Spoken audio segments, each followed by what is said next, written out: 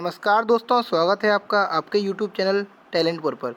दोस्तों, जैसा कि मैंने आपसे वादा किया था कि यूपी कांस्टेबल री एग्ज़ाम 2024 की तैयारी के लिए पिछले 18 पेपर्स में जितने भी जीके और जीएस से रिलेटेड क्वेश्चन आए हैं, उन सभी क्वेश्चंस का मैं सीरीज़ वाइज हर वीडियो चलाऊँगा और उन वीडियोज़ में पेपर वाइज क्वेश्चन सॉल्व कराऊँगा और उनका डिस्क्रिप्टिव एक्सप्लेनेशन आपको दूँगा। और साथ ही मैं उनको याद रखने की टेक्निक भी आपको बताता जाऊँगा।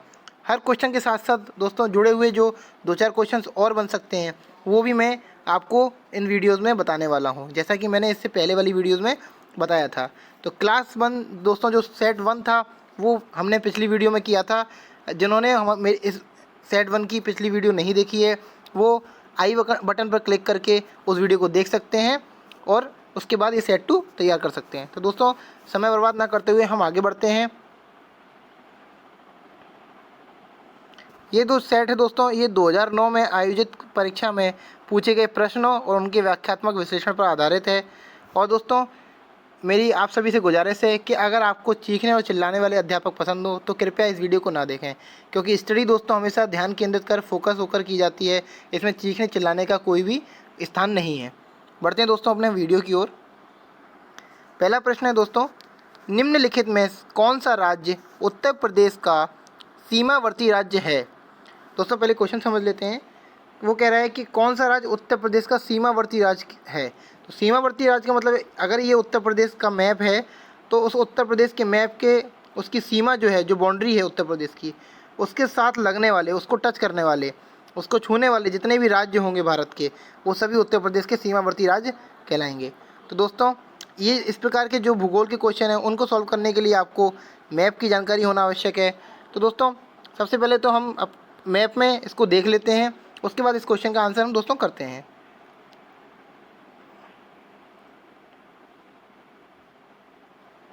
ये दोस्तों, ये मैंने मैप, इंडिया के पॉलिटिकल मैप से उत्तर प्रदेश का मैप उठाकर आपके सामने रखा हुआ है। ये जैसे कि आप देख पा रहे हैं, ये हमारा उत्तर प्रदेश है। ये मैं आउटलाइन कर रहा हूँ दोस्तों।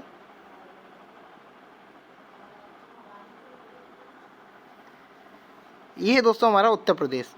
अब आप यहाँ पर जैसे कि देख पाएंगे, उत्तर प्रदेश से सटे हुए, उत्तर प्रदेश से लगे हुए दोस्तों जो राज्य हमारे हैं, वो कौन कौन से हैं? तो सबसे पहले तो दोस्तों जो राज्य हैं, वो पहला राज्य हो गया उत्तराखंड। कौन सा दोस्तों? उत्तराखंड 1। सेकंड हो गया दोस्तों हिमाचल प्रदेश। ये यहाँ से भी सट रहा है ना दोस्तों, तो सेकंड हो गया हिमाचल प्रदेश। उत्तराखंड, देन हिमाचल प्रदेश। थर्ड हो गया दोस्तों हमारा हरियाणा। थर्ड हो गया दोस्तों हमारा हरियाणा। फोर्थ हो गया जो स्टेट हो गया दोस्तों हमारा राजस्थान। ये देख रहे हैं दोस्तों, ये राजस्थान स्टेट है। फिफ्थ हो गया दोस्तों हमारा जो यहाँ से लग रहा है, मध्य प्रदेश। सिक्स दोस्तों आप देख पा रहे हो, ये सिक्स जो स्टेट है वो है छत्तीसगढ़ दोस्तों। कौन सा स्टेट है ये? छत्तीसगढ़। 7 जो यहाँ पर टच हो रहा है वो दोस्तों वो है झारखंड। और 8 जो स्टेट है दोस्तों यहाँ पर जो टच हो रहा है वो है बिहार।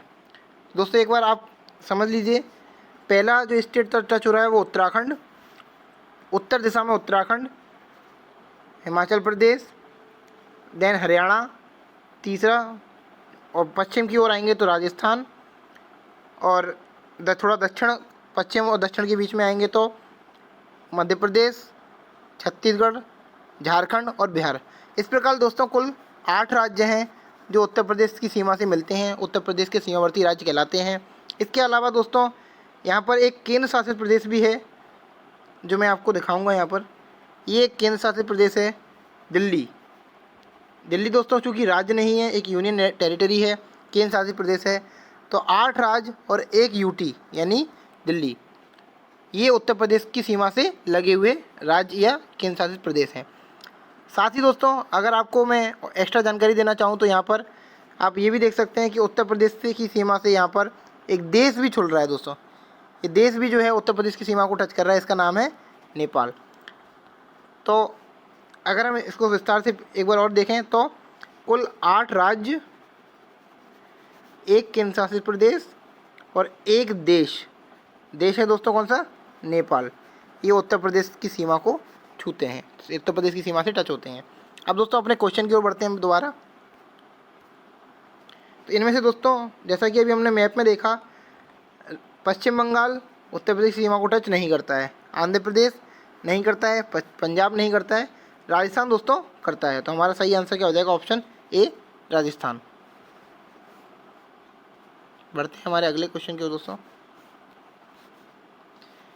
ये भी देख लीजिए, वही जो मैंने आपको बताया वो लिखा हुआ है। केंद्र शासित प्रदेश दिल्ली, एक देश नेपाल से अंतर्राष्ट्रीय सीमा तथा 8 राज्यों बिहार, झारखंड, राजस्थान, हरियाणा, उत्तराखंड, हिमाचल प्रदेश, मध्य प्रदेश व छत्तीसगढ़ से अंतर्राज्यीय सीमा बनाता है।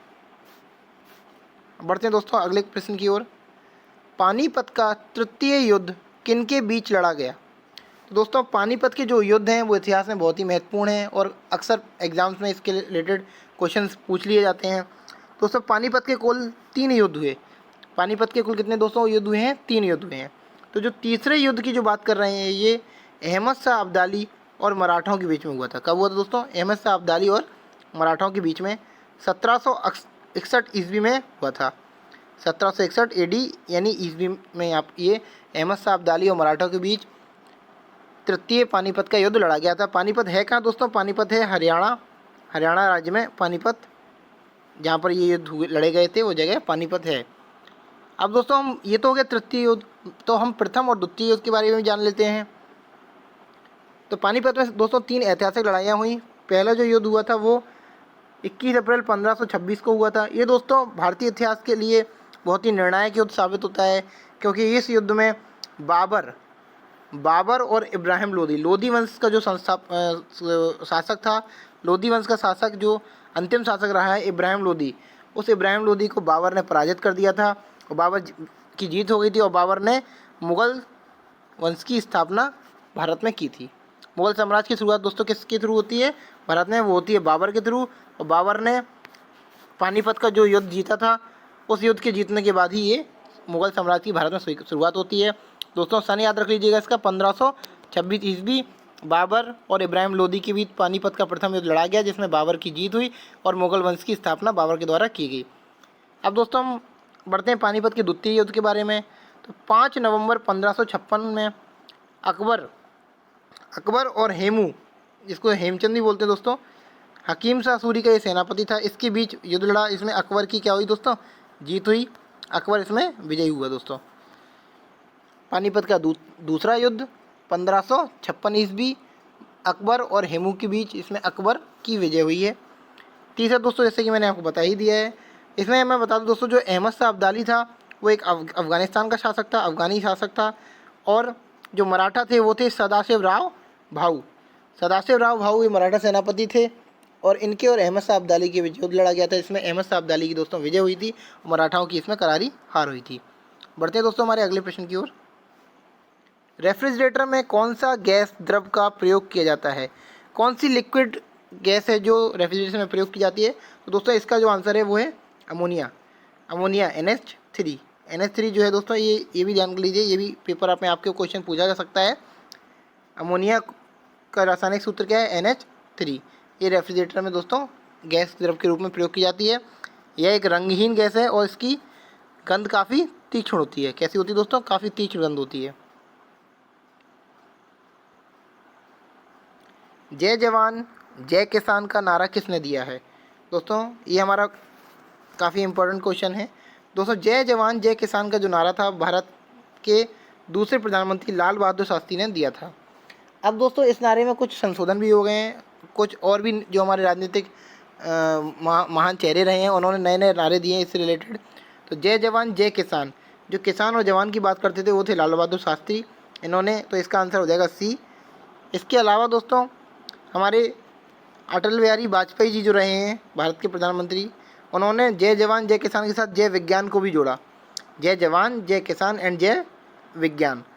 और अभी दोस्तों जो हमारे वर्तमान प्रधानमंत्री माननीय नरेंद्र मोदी जी हैं, उन्होंने जय जवान जय किसान जय विज्ञान और जय अनुसंधान का भी इसमें शब्द का जोड़ कर दिया गया है। इसमें दोस्तों जय अनुसंधान जो शब्द जोड़ा गया है वो किसके द्वारा जोड़ा गया है? नरेंद्र मोदी जी के द्वारा जोड़ा गया है, भारत के वर्तमान प्रधानमंत्री के द्वारा जोड़ा गया है। जय जवान जय किसान लाल बहादुर शास्त्री, जय जवान जय किसान जय विज्ञान अटल बिहारी वाजपेयी, जय जवान जय किसान जय विज्ञान जय अनुसंधान नरेंद्र दामोदर दास मोदी। दोस्तों बढ़ते हैं अगले प्रश्न की ओर। काफ़ी अच्छा प्रश्न है दोस्तों, इसको ध्यान से देखिएगा। संविधान का कौन सा आर्टिकल रूल ऑफ लॉ का विस्तृत उल्लेख करता है? दोस्तों रूल ऑफ लॉ, पहले तो हम इसके बारे में पढ़ लेते हैं। रूल ऑफ लॉ है क्या? Rule of law, rule of law के बारे में दोस्तों यहाँ बात हो रही है। कौन सा संविधान का अनुच्छेद है वो रूल ऑफ लॉ की बात करता है? इसको हिंदी में दोस्तों बोलते हैं विधि का शासन। विधि का शासन या विधि के समक्ष समानता। तो दोस्तों जो कानून का शासन स्थापना की जो बात करता है, कानून के लिए जो सब समानता का जो बात करता है, वो आर्टिकल कौन सा है? तो दोस्तों ये है आर्टिकल हमारा आर्टिकल 14, जो कानून के समक्ष समानता और रूल ऑफ लॉ या विधि के समक्ष शासन या विधि के शासन की जो बात करता है, वो है दोस्तों हमारा अनुच्छेद 14, अनुच्छेद 14। अब दोस्तों ये बाकी अनुच्छेद भी हम पढ़ लेते हैं, जान लेते हैं। धीरे धीरे इसी प्रकार से हमारे सारे अनुच्छेद, हमें जो इंपॉर्टेंट अनुच्छेद है वो याद होते जाएंगे। दोस्तों ये जो सारे अनुच्छेद हैं दोस्तों, ये मौलिक अधिकारों के अंतर्गत आते हैं। आर्टिकल 12 से आर्टिकल 35 तक दोस्तों मौलिक अधिकारों का वर्णन किया गया है हमारे संविधान में। आर्टिकल 12 से आर्टिकल 35 हमारे संविधान में दोस्तों मौलिक अधिकारों का वर्णन किया गया है। ये भाग दोस्तों भाग 3 में हमारे संविधान में दिए गए हैं। कौन से भाग में दिए गए दोस्तों? भाग 3 में, आर्टिकल 12 से 35 मौलिक अधिकार, फंडामेंटल राइट्स। दोस्तों जैसा कि अनुच्छेद 13 के बारे में हम बताते हैं, ये है पुनरावलोकन। इसको दोस्तों न्यायिक समीक्षा भी बोलते हैं। क्या बोलते हैं दोस्तों? न्यायिक समीक्षा यानी जुडिशियल रिव्यू। आप चाहे तो नोट कर लीजिए, न्यायिक समीक्षा या जुडिशियल रिव्यू। ये आर्टिकल 13 क्या कहता है कि दोस्तों, ये कहता है कि ऐसा कोई भी कानून जो विधायिका द्वारा बनाया जाता है, तो न्यायपालिका के पास ये अधिकार है कि वह उसकी समीक्षा कर सकती है कि वह कानून संविधान के अनुरूप है अथवा नहीं है। तो दोस्तों जो भी कानून अगर विधायिका द्वारा बनाया जा रहा है, तो अगर उसमें न्यायपालिका चाहे तो दखल दे सकती है और उसकी समीक्षा कर सकती है कि वह कानून कहीं संविधान के मूल ढांचे को परिवर्तित तो नहीं कर रहा है। दोस्तों देश में हमारे कई बार ऐसे उदाहरण आए हैं जिसमें संसद ने जब कानून पास किया तो उसमें न्याय पुनरावलोकन हुआ और न्यायालय बीच में आकर सर्वोच्च न्यायालय ने अपने निर्णय दिए और अपने निर्णयों के अनुसार उन्होंने एक मिसाल कायम की, इतिहास कायम किया। तो दोस्तों न्यायिक समीक्षा जो है वो आर्टिकल 13 में दी गई है। आर्टिकल 14 हमने पढ़ लिया, रूल ऑफ लॉ, विधि का साधन, विधि का समक्ष शासन या कानून के प्रति समानता। आर्टिकल 15 जो कहता है वो कहता है दोस्तों सार्वजनिक स्थानों पर समानता, यानी किसी भी व्यक्ति की जाति, लिंग, रंग, नस्ल इत्यादि के आधार पर कहीं भी कोई भेदभाव उसका नहीं किया जाएगा, समक्ष सभी को समान दर्जा दिया जाएगा। ये होता है दोस्तों सार्वजनिक स्थानों पर समानता। आर्टिकल 16 दोस्तों लोक नियोजन में समानता है, यानी कि राज्य के जो भी पद होंगे या जो भी रोजगार होंगे, उन रोजगारों में सभी को समान अवसर मिलेगा, इक्वल अपॉर्चुनिटी सभी को दी जानी है, सभी को समान अवसर मिलेगा। तो लोक नियोजन यानी कि पब्लिक एम्प्लॉयमेंट जो है, यानी गवर्नमेंट का जो एम्प्लॉयमेंट है, उसमें सभी को क्या मिलेगी दोस्तों? समानता मिलेगी। ये कहता है हमारा आर्टिकल, ये कहते हैं दोस्तों हमारा आर्टिकल 16, जिसके अनुसार लोक नियोजन की समानता की बात की जा रही है। यानी कि जो राज्य है, यानी कि जो हमारी गवर्नमेंट है, वो जितने भी सरकारी नियोजन होंगे उसमें सभी को, चाहे किसी भी जाति, लिंग, धर्म, नस्ल आदि के हों, उनको सभी को समान अवसर प्रदान करने के लिए तत्पर रहेगी। ये आर्टिकल 16 कहता है। तो आर्टिकल 13 न्यायिक समीक्षा, आर्टिकल 14 रूल ऑफ लॉ या विधि का शासन, आर्टिकल 15 सार्वजनिक स्थानों पर समानता, आर्टिकल 16 यानी कि हमारे लोक नियोजन यानी पब्लिक एम्प्लॉयमेंट में समानता। बढ़ते हैं दोस्तों हमारे अगले प्रश्न की ओर। जो प्रश्न हमारे सामने है दोस्तों, निम्नलिखित में से भारतीय नेपोलियन किसे माना जाता है? दोस्तों अगर ये वीडियो आपको स्लो लग रही हो तो आप इसको स्पीड बढ़ाकर 1.25 स्पीड या 1.5 स्पीड पर भी देख सकते हैं। मैं थोड़ा सा स्लो इसलिए करता हूँ कि जो लोग हमारे नए जुड़े हुए हैं उनके लिए, ताकि चीज़ें अच्छे समझ में आएँ, इसलिए मैं स्पीड को अपनी स्लो रखता हूँ। दोस्तों जो हमारा प्रश्न था कि भारतीय नेपोलियन किसको माना जाता है, तो पहले तो दोस्तों हम जान लेते हैं कि नेपोलियन है कौन। आखिर नेपोलियन कौन था जिसके लिए क्वेश्चन बना हुआ है? तो दोस्तों नेपोलियन के जब हम बारे में बात करते हैं तो नेपोलियन का जो पूरा नाम था वो था नेपोलियन दी बोनापार्ट। नेपोलियन दी बोनापार्ट। दोस्तों ये कौन था? ये फ्रांसीसी एक सैनिक जनरल था दोस्तों? क्या था? फ्रांसीसी सैन्य जनरल था दोस्तों। नेपोलियन दी बोनापार्ट फ्रांसीसी सैन्य जनरल था और साथ ही साथ ये है फ्रांस का राजनेता भी था, यानी कि फ्रांसीसी सेना का जनरल होने के साथ साथ ये फ्रांस का राजनेता भी था। और जो फ्रांस की क्रांति दोस्तों हुई, फ्रांस की क्रांति, ये दोस्तों ये भी एक इम्पोर्टेंट क्वेश्चन है विश्व इतिहास से। फ्रांस की क्रांति कब हुई? तो फ्रांस की क्रांति जो 1789 में हुई, 1789 ईस्वी, उसको आप दोस्तों नोट कर लीजिएगा। फ्रांस की क्रांति 1789 ईस्वी में जो हुई है, तो फ्रांस की क्रांति का जो नेता था वो नेपोलियन बोनापार्ट ही था। और नेपोलियन बोनापार्ट के समय ये फ्रांस की क्रांति हुई। इसने फ्रांस में जो राजा का शासन था उसको उखाड़ फेंका था और फ्रांस में गणराज्य की स्थापना की थी। हालांकि बाद में नेपोलियन भी खुद वहाँ का साम्राज्य बन गया था, वहाँ का सम्राट बन गया था। फ्रांस की क्रांति का क्वेश्चन दोस्तों आता है 1789 ईस्वी। प्रमुख चेहरा कौन था? Napoleon Bonaparte. अब इसके लिए क्वेश्चन बन रहा है कि भारत का नेपोलियन किसे कहा जाता है?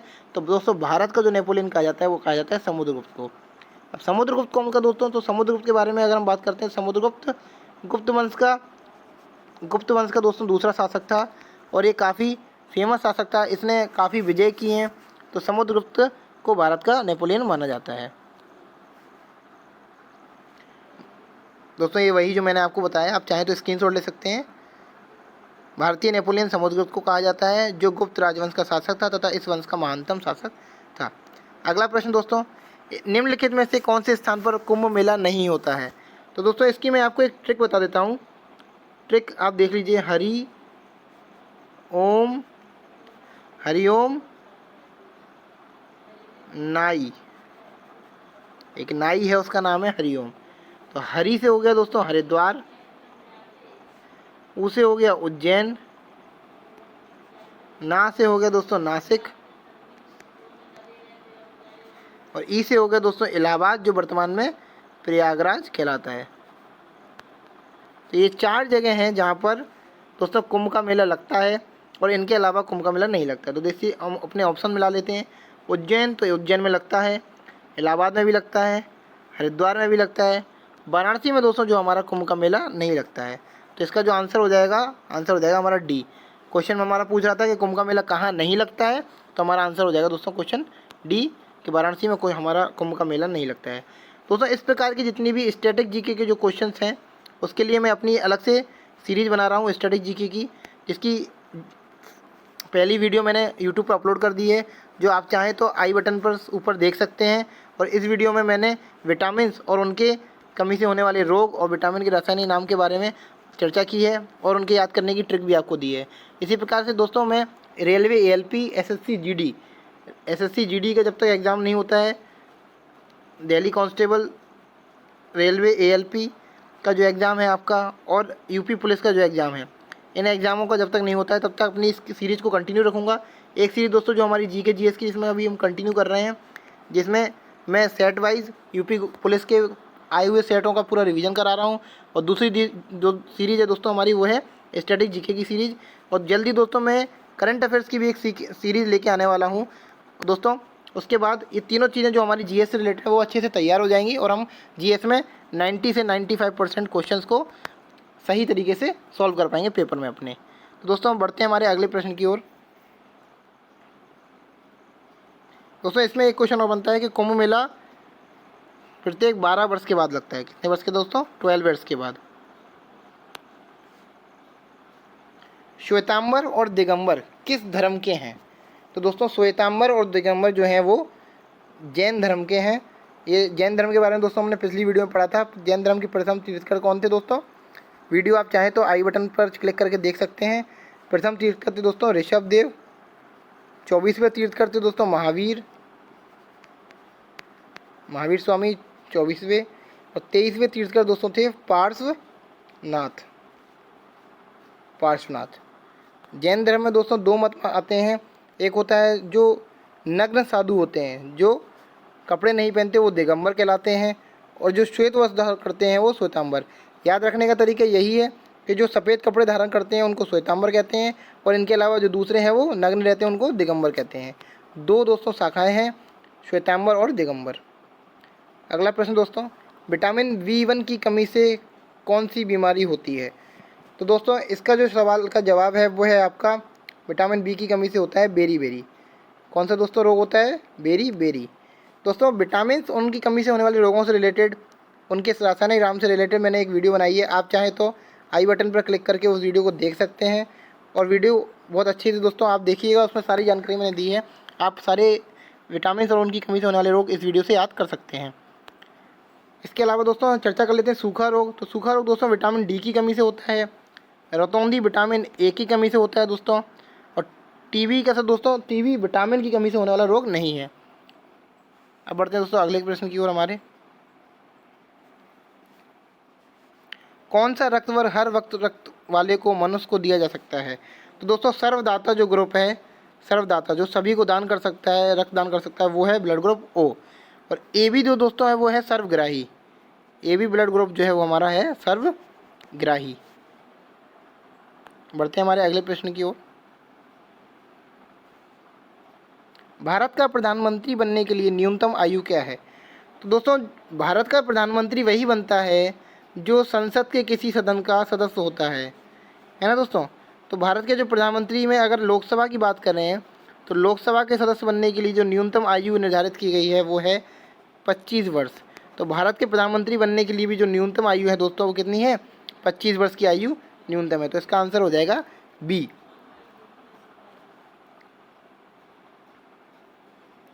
ये लिखा हुआ है भारत का प्रधानमंत्री बनने के लिए लोकसभा का सदस्य बनने की योग्यता होनी चाहिए और लोकसभा का सदस्य बनने के लिए कम से कम 25 वर्ष की आयु का होना जरूरी है। दोस्तों अगर आपको वीडियो पसंद आ रहा है तो इसको ज़रूर लाइक कीजिएगा और ज़्यादा से ज़्यादा अपने सारे फ्रेंड्स को जो तैयारी कर रहे हैं उनको शेयर कीजिए, क्योंकि ज़रूरी नहीं है ये क्वेश्चन यूपी पुलिस के एग्जाम में ही पूछे जाएँ। ये सारे जीके के महत्वपूर्ण क्वेश्चन हैं और किसी अन्य वनडे एग्जाम में भी पूछे जा सकते हैं, इसकी बिल्कुल संभावना है। दोस्तों वीडियो को लाइक कीजिएगा और चैनल को सब्सक्राइब जरूर कीजिएगा, क्योंकि आपके सब्सक्राइब करने से दोस्तों मुझे मोटिवेशन मिलेगा और मैं आपकी और अधिक से अधिक आपकी हेल्प कर सकूँगा, सहायता कर सकूँगा तैयारी करने में। अगला प्रश्न दोस्तों, निम्न में से कौन सा समवर्ती सूची का विषय है? तो दोस्तों समवर्ती सूची जो हमने पहले चर्चा की थी कि भारतीय संविधान की जो अनुसूचियाँ दी गई हैं दोस्तों, कुल कितनी अनुसूचियाँ हैं दोस्तों? अनुसूचियों की संख्या है दोस्तों 12। उसमें से 7वीं अनुसूची में क्या दे रखी हैं? सूचियाँ दे रखी हैं, यानी लिस्ट दे रखी हैं। उन लिस्ट में से दोस्तों हमने चर्चा की थी, उन लिस्ट में से एक है संघ सूची, एक है दोस्तों राज्य सूची और एक है समवर्ती सूची। संघ सूची में दोस्तों हमने चर्चा की थी जिस पर कानून बनाने का अधिकार संसद को है। राज्य सूची के विषयों पर कानून बनाने का अधिकार राज्य सरकार को है। और ऐसे विषय जिन पर दोनों सरकार को कानून बनाने का अधिकार है वो है समवर्ती सूची के विषय आते हैं। लेकिन ऐसे विषयों पर संसद द्वारा बनाए गए कानून ही ज़्यादा प्राथमिक मान्य होता है अगर दोनों कानून बनाते हैं और उन पर कोई कॉन्फ्लिक्ट होता है। तो दोस्तों इसमें से जो हमारा सही विकल्प है वो है मूल्य नियंत्रण। मूल्य नियंत्रण पर जो विषय है वो समवर्ती सूची का विषय है। बाकी जो दोस्तों विषय हैं वो जैसे भू राजस्व है, राज्य सूची का विषय, प्रति व्यक्ति कर और आजीविकाओं का कर, ये दोस्तों केंद्र सूची यानी संघ सूची का विषय है। तो मूल्य नियंत्रण है, प्राइस का नियंत्रण। दोस्तों प्राइस नियंत्रण स्टेट और सेंट्रल दोनों मिलकर करते हैं। कुछ चीज़ों को प्राइस दोस्तों सेंट्रल कुछ % बढ़ाता है और बाकी स्टेट पे भी उनके टैक्सेस वगैरह लगते हैं, तो सेंट्रल और स्टेट मिलाकर प्राइस पर नियंत्रण रखते हैं। इसलिए ये क्या है दोस्तों? ये समवर्ती सूची का विषय है।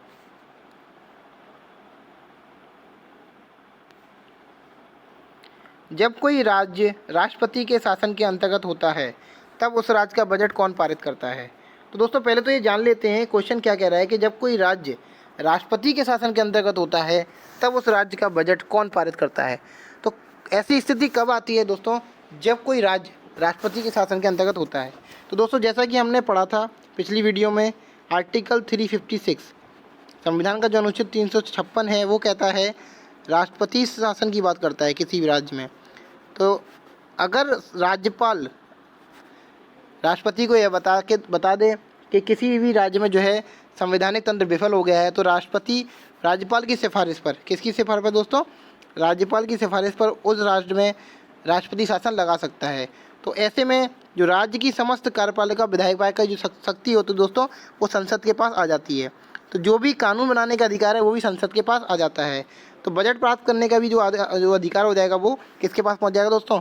ऑटोमेटिकली यानी स्वतः ही संसद के पास पहुंच जाएगा।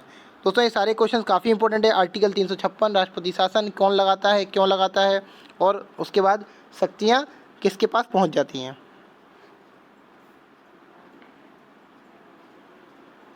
चाहे तो दोस्तों आप ये नोट भी कर सकते हैं। भाग 18 में दोस्तों इस संविधान के आर्टिकल 356 की बात की गई है। 3 प्रकार के दोस्तों हमने आपातकाल पढ़े थे। आर्टिकल 352 राष्ट्रीय आपातकाल, 356 राष्ट्रपति शासन और 360 वित्तीय आपातकाल। वित्तीय आपातकाल दोस्तों अभी तक भारत में स्थिति नहीं आई है और हम भगवान से यही प्रार्थना करेंगे कभी भारत में ऐसी स्थिति ना आए। पंचायत चुनाव निम्नलिखित में से किस स्तर पर कराया जाता है। तो दोस्तों जो पंचायती राज व्यवस्था है उसको भारत के संविधान में 73वां संविधान संशोधन करके शामिल किया गया था। 73वां संविधान संशोधन करके दोस्तों पंचायती राज व्यवस्था को शामिल किया गया था। ये संविधान संशोधन दोस्तों कब हुआ था? 1992 में ये संविधान संशोधन हुआ, जिसके तहत पंचायती राज व्यवस्था को शामिल किया गया। ये दोस्तों एक तीन स्तरीय प्रणाली है। ये 3 स्तर दोस्तों कौन कौन से हैं? ये स्तर है, पहला स्तर है ग्राम स्तर, दूसरा स्तर है दोस्तों ब्लॉक स्तर और तीसरा स्तर जो इसमें है वो है जिला स्तर। तो ग्राम स्तर, ब्लॉक स्तर या जिला स्तर। ब्लॉक को दोस्तों खंड भी बोलते हैं। ग्राम स्तर, ब्लॉक या खंड स्तर और तीसरा दोस्तों जिला स्तर। 73वां संविधान संशोधन 1992, काफ़ी इंपॉर्टेंट क्वेश्चन दोस्तों ये वाला। 73 संविधान संशोधन कब हुआ था? 1992 में। पंचायती राज व्यवस्था की जो शुरुआत हुई थी वो 3 स्तरीय है, ग्राम स्तर, ब्लॉक स्तर, जिला स्तर। तो दोस्तों इस क्वेश्चन में थोड़ी सी कमी है, लेकिन हम तो आंसर जानना हमारा फ़र्ज है क्योंकि हमें याद रखना है इस चीज़ को। तो इसके 2 आंसर हैं, ग्राम स्तर भी आंसर है दोस्तों और जिला स्तर भी आंसर है। तो इसका आंसर हो जाएगा A एंड B दोनों। A एंड B दोनों, ग्राम, जिला और तीसरा होता है दोस्तों हमारा खंड या ब्लॉक स्तर। बढ़ते हैं दोस्तों अगले प्रश्न की ओर। अगर दोस्तों इस वीडियो में आपको कोई भी क्वेश्चन पर डाउट हो या कोई भी क्वेरी आपकी हो तो आप कमेंट बॉक्स में कमेंट करके ज़रूर पूछ सकते हैं। दोस्तों किसी भी समय आप कमेंट करके मैं इसका रिप्लाई ज़रूर दूंगा आपको। राज्यपाल की नियुक्ति कौन करता है? तो दोस्तों जैसे पिछली वीडियो में हमने पढ़ा था कि राज्यपाल की जो नियुक्ति के बारे में हमने पढ़ा था, आर्टिकल 155 के तहत हमने पढ़ा था कि राज्यपाल की जो नियुक्ति है वो कौन करता है दोस्तों? राष्ट्रपति करता है। राज्यपाल की नियुक्ति दोस्तों कौन करता है? राष्ट्रपति करता है। आर्टिकल 156 में हमने पढ़ा था कि राज्यपाल का जो कार्यकाल होगा वो 5 ईयर्स या राष्ट्रपति के ही प्रसाद पर्यंत होगा। आर्टिकल 153 में दोस्तों हमने क्या पढ़ा था? हमने पढ़ा था कि एक या एक से अधिक राज्यों के लिए एक राज्यपाल हो सकता है। तो दोस्तों इस क्वेश्चन का जो हमारा आंसर है वो हो जाएगा राष्ट्रपति। ठीक है दोस्तों, बढ़ते हैं हमारे अगले प्रश्न की ओर। चाहे तो सर दोस्तों आप इसका स्क्रीनशॉट ले सकते हैं।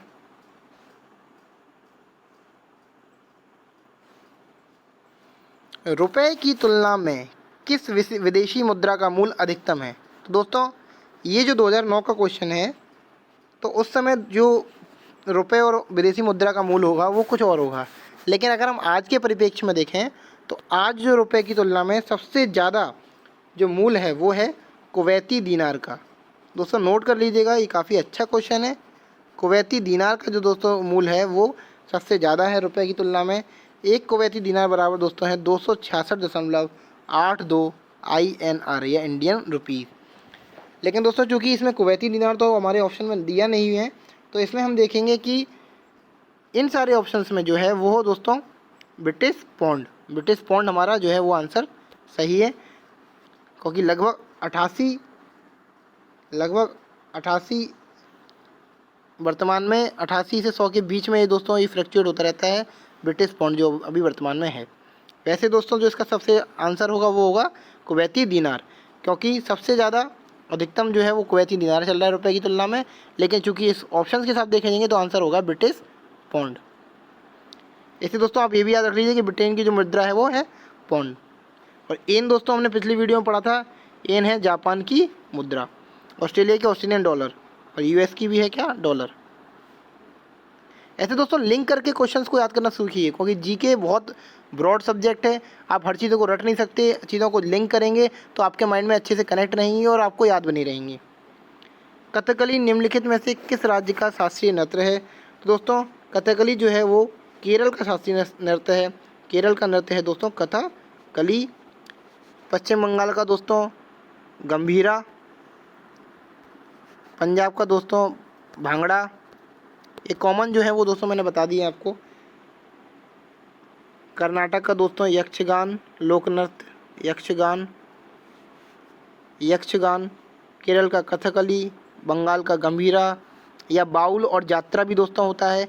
इसके लिए दोस्तों मैं अलग से स्टैटिक जीके की एक वीडियो बनाऊंगा, उसमें सारे जितने भी राज्य और उनके लोक नृत्य और शास्त्रीय नृत्य हैं उसकी पूरी जानकारी पोस्ट करूंगा। अभी दोस्तों आप ये ध्यान रख लीजिए, इन 4 ऑप्शंस में केरल हमारा ऑप्शन सही है, क्योंकि कथकली जो है केरल का नृत्य है। भारत में कितने वर्ष के अंतराल के बाद जनगणना की जाती है? दोस्तों ये काफ़ी अच्छा प्रश्न है। कितने वर्ष के अंतराल के बाद जनगणना की जाती है, लगभग सबको पता होगा, इसलिए पहले तो मैं ये जान लेता हूँ जनगणना की शुरुआत हमारे देश में की जाना कब से हुई। तो दोस्तों जो पहली अव्यवस्थित जनगणना जो कराई गई थी दोस्तों, अव्यवस्थित जनगणना जो पहली कराई गई वो कराई गई दोस्तों 1872 में। कब कराई गई दोस्तों? 1872 में। और उस समय जो भारत के गवर्नर थे वो थे लॉर्ड मायो या लॉर्ड मेयो। तो भारतीय जनगणना का जनक किसको कहा जाता है? लॉर्ड मेयो को कहा जाता है। उसके बाद दोस्तों जो पहली व्यवस्थित जनगणना जो कराई गई है, पहली कराई गई दोस्तों जो व्यवस्थित जनगणना जो कराई गई है वो कराई गई है 1881 में। फर्स्ट व्यवस्थित जनगणना दोस्तों वो कराई गई है 1881 ईस्वी में। पहली व्यवस्थित जनगणना दोस्तों जो कराई गई है वो कराई गई है 1881 ईस्वी में। और हर 10 वर्ष बाद दोस्तों जो होती है हमारी जनगणना होती है। तो अगर हम आज़ादी के बाद से दोस्तों अगर देखें तो कितनी जनगणना जो हमारी हो चुकी हैं, तो आज़ादी के बाद से दोस्तों ये देख लीजिए 1951, 1961, 1971, 1981, 1991, 2001 एंड 2011 दोस्तों 1 2 3 4 5 6 7। तो आज़ादी के बाद से कुल 7 जनगणनाएँ अभी तक व्यवस्थित जनगणनाएँ भारत सरकार द्वारा कराई जा चुकी हैं। दोस्तों ये आपका बहुत अच्छा क्वेश्चन था, लॉर्ड मेयो ध्यान रखिएगा। व्यवस्थित जनगणना 1881 और अव्यवस्थित जनगणना 1872। बढ़ते हैं दोस्तों हमारे अगले प्रश्न की ओर। अगर आप चाहें तो स्क्रीनशॉट ले सकते हैं इसका।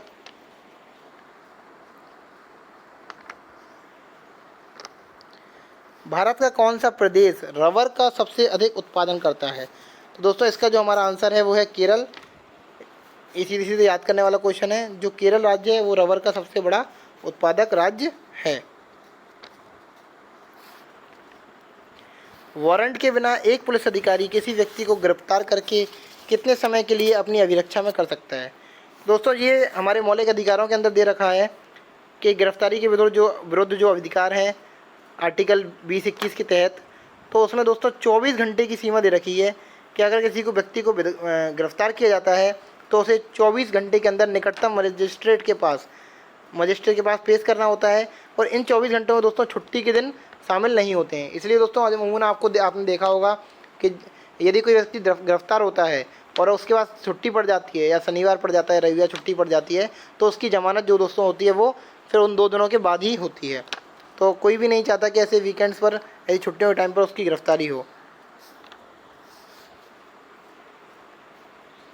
बिना वारंट की गिरफ्तार करने के बाद 24 आवर्स के भीतर नज़दीकी मजिस्ट्रेट के पास प्रस्तुत करना होता है। इस छुट्टी में इस जो समय में वो छुट्टी और रास्ते का समय भी दोस्तों, छुट्टी के साथ साथ रास्ते का समय भी इसमें शामिल नहीं है।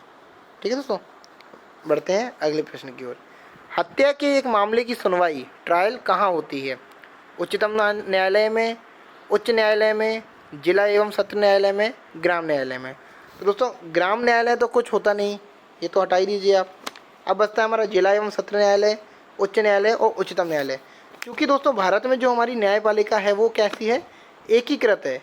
यानी एक तरीके से प्रामाण्य के आकार से आप कह सकते हो कि नीचे जिला न्यायपालिकाएँ हैं, सत्र न्यायपालिकाएँ हैं, फिर उनके ऊपर हमारी हाई कोर्ट है, उनके ऊपर दोस्तों हमारी अपेक्स कोर्ट जिसको बोलते हैं सर्वोच्च न्यायालय, अपेक्स कोर्ट यानी कि सुप्रीम कोर्ट है। तो दोस्तों भारत में जो है वो एकीकृत न्याय प्रणाली है, तो कोई भी मामला होगा, इसको यहाँ पर कंफ्यूज करने के लिए दे रखा था मैं स्पेशली, हत्या का मामला, कोई भी मामला होगा दोस्तों तो वो निकटतम कंसर्न जो संबंधित जिला एवं सत्र न्यायालय है पहले वहाँ सुनाया जाएगा। अगर वहाँ जो निर्णय लिया था उससे संतुष्टि नहीं होती है तो उसको फिर उच्च न्यायालय में ले जाया जाएगा, और उच्च न्यायालय के आगे दोस्तों फिर उसको एपेक्स कोर्ट यानी हमारे सुप्रीम कोर्ट में जाके ले जाया जाएगा। तो दोस्तों भारत में एकीकृत न्यायपालिका होने के कारण कोई भी मामला है उसकी सुनवाई पहले संबंधित सत्र और जिला न्यायालय में ही होगी। आप चाहें तो इसका स्क्रीनशॉट भी दोस्तों ले सकते हैं। निम्न में से कौन सी भाषा उत्तर प्रदेश की दूसरी राज्य भाषा है? दोस्तों उत्तर प्रदेश की दूसरी राजभाषा की जब बात हो रही है तो हम जान लेते हैं पहली राजभाषा दोस्तों क्या है। तो दोस्तों उत्तर प्रदेश की जो पहली राजभाषा है वो है हिंदी, पहली राजभाषा। और जो दोस्तों उत्तर प्रदेश की दूसरी राजभाषा है वो है उर्दू। अच्छा क्वेश्चन है दोस्तों, इसको ध्यान रखिएगा। उत्तर प्रदेश की दूसरी राजभाषा वो है वो उर्दू है। निम्नलिखित में से कौन सी नदी उत्तर प्रदेश में बहती है? दोस्तों ये काफ़ी अच्छा क्वेश्चन है, ये भी एक मैप का हमारा क्वेश्चन है। उत्तर प्रदेश में कौन सी नदी बहती है? तो दोस्तों ये जो क्वेश्चन है ये रटने वाले क्वेश्चन नहीं होते, इनके लिए आपको मैप की रीडिंग अच्छे से करनी होनी चाहिए, हमें पता होना चाहिए कि मैप को कैसे रीड करना है। तो दोस्तों मैंने जो वीडियो के शुरुआत में आपको एक मैप दिखाया था उस मैप पर दोबारा चलते हैं। उस मैप पर दोस्तों जो पॉलिटिकल मैप जरूर था लेकिन उसमें नदियों के भी नाम थे। पहले हम ऑप्शन देख लेते हैं, ताप्ती, मांडवी, रावी और घाघरा। तो दोस्तों चलते हैं हम अपने मैप की ओर। दोस्तों ये मैप देख लेते हैं। यहाँ पर उत्तर प्रदेश का मैप अगर दोस्तों हम यहाँ पर देख रहे हैं तो हमें यहाँ दिखाई देगी उत्तर प्रदेश की जो नदियों के बारे में जानकारी कर रहे हैं। इसको जूम कर लेते हैं दोस्तों। ये देखिए दोस्तों, यहाँ पर हम साफ साफ देख पा रहे हैं दोस्तों, जो एक तो दोस्तों है बेतवा नदी, गंगा नदी, गोमती नदी, राप्ती नदी, घाघरा नदी, और दोस्तों ये गंगा नदी यहाँ पर आ रही है। और दोस्तों इसके बाद ये दोस्तों जो इम्पोर्टेंट मुख्य नदियाँ, वैसे तो इनकी सहायक नदियाँ काफ़ी हैं, यमुना वगैरह भी हैं, ये यमुना देख लीजिए दोस्तों।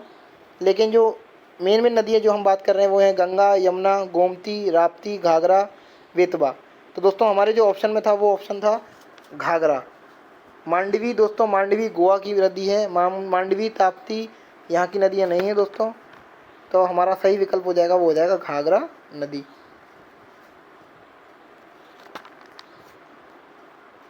तो सर ये इसका आंसर जो हमारा हो जाएगा वो हो जाएगा ऑप्शन ए घाघरा। बढ़ते हैं अगले प्रश्न की ओर। भारत सबसे बड़ा उत्पादक है?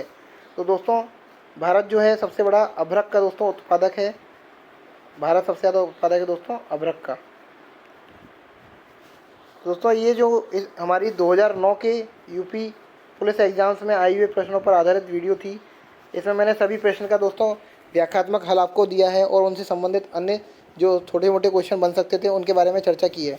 तो दोस्तों इस वीडियो को अच्छे से तैयार कर लीजिएगा, सारे क्वेश्चन बहुत ही इंपॉर्टेंट क्वेश्चन हैं, इन सारे क्वेश्चन को तैयार कर लीजिएगा। कोई भी क्वेरी हो दोस्तों आप कमेंट में पूछ सकते हैं। और अगर आपको ये वीडियो पसंद आया हो तो आप वीडियो को ज़रूर दोस्तों लाइक कीजिएगा, अपने सारे दोस्तों को भी शेयर कीजिएगा और चैनल को ज़रूर सब्सक्राइब कीजिएगा। धन्यवाद दोस्तों। और दोस्तों पिछली वीडियो में जो हमने सेट 1 में जो क्वेश्चन किए थे, अगर आपको उन सेट 1 के क्वेश्चन में कोई डाउट है तो आप कमेंट बॉक्स में कमेंट करके पूछ सकते हैं।